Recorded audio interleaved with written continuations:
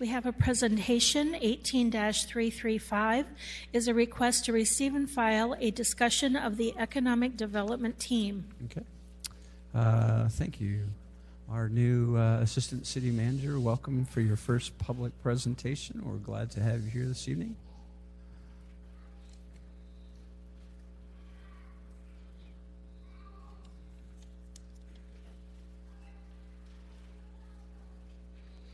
Somebody closed. No, it's all yours. Sorry. Somebody closed it.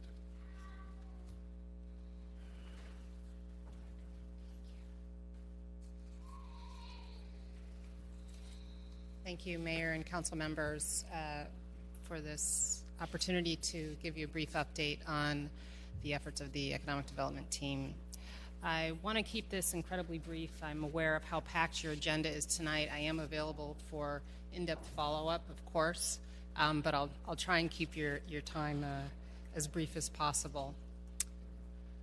So just to revisit, when we think about economic development, we often think of just the wealth that's created for people and organizations in an area, and that is absolutely accurate. However, when we're talking about the Economic Development Team, just to focus in on their activities, we're really talking about things like TIF fund management, deal representation for the city, developer engagement, public-private partnerships, and city property management as some of the core activities. It's generally other teams that are leading our job training programs, small business development, code enforcement, and so on. We've had a switch of how we approach managing economic development over the years. Historically, we've had a high of 8 direct economic development, and I know in that year there were actually 2 or 3 Rivers Edge redevelopment employees that were outside of the economic development team in addition to that high of 8. So we've seen a change in how we centralize the control of economic development activities from a single central entity to a more diverse and dispersed set of entities across the city. Even with that, though, we've had some nice activities. You're probably aware of these already. The Pioneer Industrial Park, which led to the retention and creation of over 250 jobs this year. Zone leadership that was needed to support OSF's investment in the city. Our support of Northwoods Mall and the opening of Portillo's this year, which was supported by our team, in addition to the deals and loans that we have brought to the council this year. Some high-level indicators of pure economic health. Largely speaking, it's a mixed bag. We've got some nicer things. We've got a growth in our labor force. Our unemployment hard numbers are falling. Wages are rebounding. Unfortunately, on the flip side, as we've talked about with our budget scenario, our revenues are not keeping pace with our expenses. We're seeing property and home rule sales fall year over year. We also have over 1,100 parcels that are in either city or county trustee hands, which means those are not revenue-creating parcels. On a bright spot, we are listed in Forbes' assessment of cities in the United States of America as the 59th best place for companies to do business, for cost of doing business, which is a really great marker in the public.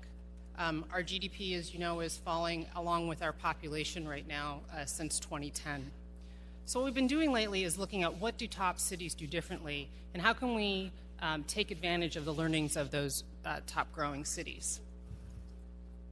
And what we found when we looked at those organizations, and these are cities that in the same time period where we've been contracting a bit in population have been growing upwards of 9% or more, is that they're very focused. They're focused in their economic development teams on revenue creation through retail and commercial growth.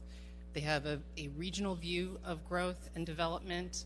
They see themselves as part of a network of partnerships that is highly engaged and very high trust, because they're using each other's websites, they're using each other's information streams, they have great seamless handoff of processes. They have very helpful state incentives, high value job creation and in high value industry state incentives, clear processes and incentives that are easy to understand for their potential development. Corridor strategies such as our downtown warehouse district, strategy are pretty common. And then finally, they take a leadership role in marketing and delivering management of key properties within the city. Our core deal team, our economic development team, in addition to sort of the core deal management, which reflects a fair bit of what we see these high quality, high result teams do, also spending a little time on a lot of things. I'm going to breeze through this quickly. You have this in your packet if you want to look at this more carefully. But they work on a lot of things in addition to that core deal development, from business strategies to small business support to special projects and special property activities. In addition, we have a number of areas of guidance from council that we're looking at. But for us to really find our way at 2.5 people, we need to be very focused in how we approach the work of economic development for the city of Peoria. This is going to really be focused on 3 main activities. The first is being our level best at the core capabilities of the office, the things that if we don't do, no one in the city will do. Second is going to be defining partnerships so that we're free to hand things through the process of development in a really healthy way. And thirdly, to prioritize our work in a really strategic manner. The things that only we do, this really has to do with deal making on behalf of the city, zone management, the communication of those activities, and the improvement of the quality of those activities. This doesn't mean that we do things like that. This doesn't mean that we do not do things like work on sense of place in Peoria. It means that that's a skill, or that's an activity that comes as we mature in our skill set. So we do start with incentive deals and zone management, moving through maximizing partnership value. Then we get into these more complex deals and ultimately guiding the brand and the value story of Peoria. Clear alignment means we know basically 3 things about our activities. We know where we are the core team that's rowing and doing that core work. We know where we need to touch the rudder and just help steer our partner organizations, and we know where we're watching our allies and have ad hoc engagement for special needs. And as we're looking at our work, we're really going to operate on 2 dimensions, focused on revenue results or return for the city of that activity. And what's really important with this picture is just looking at the 2 axes, the attractiveness on one axis and the revenue speed on the other. Financial attractiveness bundles together ideas like how much revenue will this bring the city, how consistent will that revenue be through economic cycles, and revenue speed is, as you would expect, how quickly that revenue will be achievable. And quite simply, as you look through the quadrants, the things that are highly attractive and quick, we want to do immediately. We want to make sure we don't lose traction on the things that take longer but are attractive. We want to create the space to have targeted sprints for those fast activities that maybe aren't quite as attractive but are still valuable to the city or need to be resolved. And through getting these other things off our plate, find the time and space to deliver on these things that might be a little slower. So what to expect next with this kind of focus? The first is something you've requested in your strategic update is a visitor's strategy, which we'll be updating you on in the next quarter. We are moving on the Adams Street property. There'll be an RFI coming in the coming month. We're going to have partnership agreements with our 3 core organizations. First, we'll continue with that process as we talk with more organizations and make sure we understand how to work as a larger group. And finally, much more proactive communication, which will include not only a communication, regular communications, but also quarterly in-depth economic updates from the team. Questions? Thank you for the presentation. Any questions? We have Councilwoman Moore first. Thank you, new assistant. How are you today? In deference to the time, I just have a quick observation, and then we can talk about it later because we got a lot of things to do tonight. Thank you for the presentation. It's called Economic Development 2018, looking back and thinking forward. We're looking back at the 24/7 Wall Street report the 24/7 Wall Street report indicating where Peoria lands as far as African Americans, livability and workability here is in Peoria. So as you're looking at your partnership agreements with the first 3 partner organizations, and you're talking about on one of your graphics, the labor force, how it's grown, but and unemployment has fallen. One of my questions will be fallen for who? Yeah, that's a great point. The Bureau of Labor Statistics, when we look at employment, these are folks who are continuing to proactively register as searching for employment.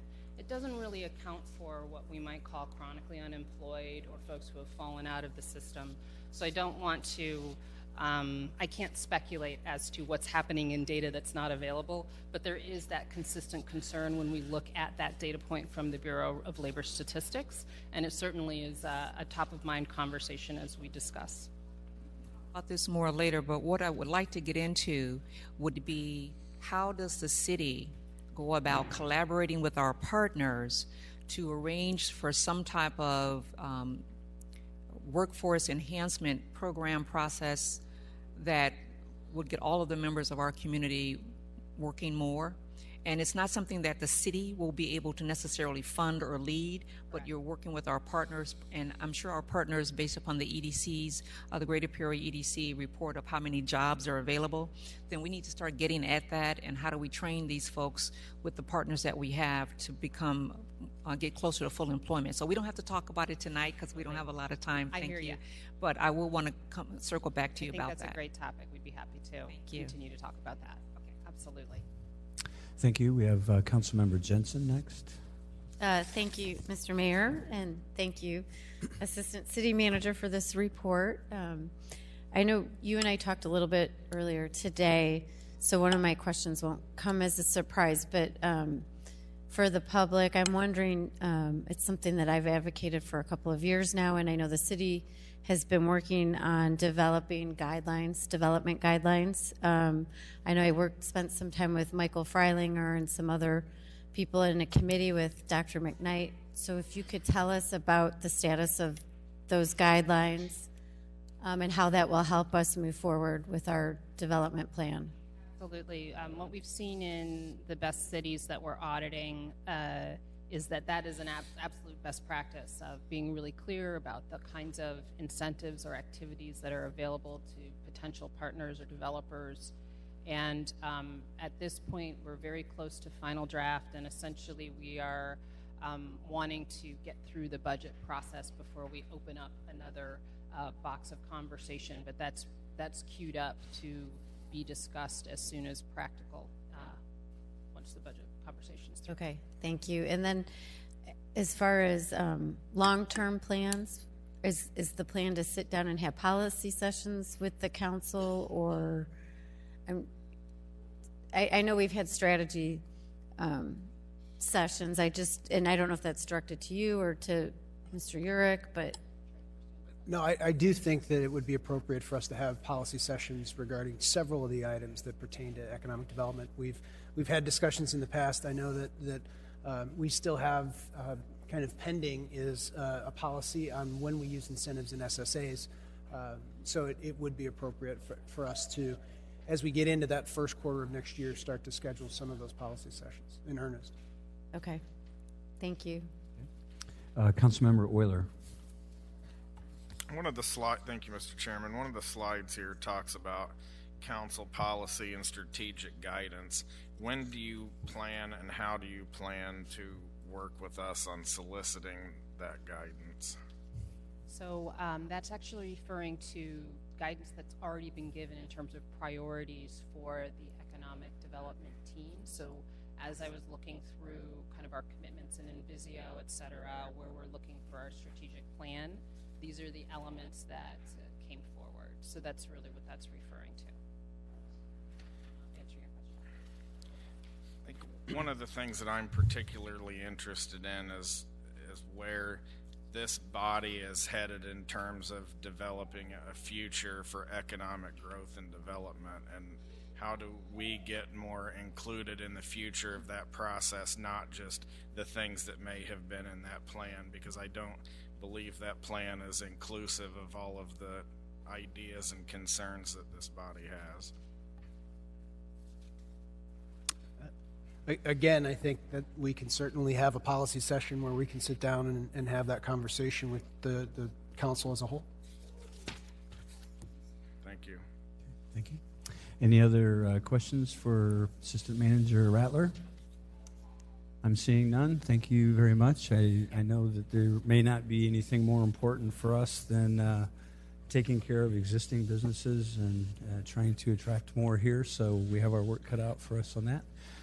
We have a motion to receive and file by Councilman Sear, seconded by Councilmember Jensen. If there's no further discussion, please cast your ballots.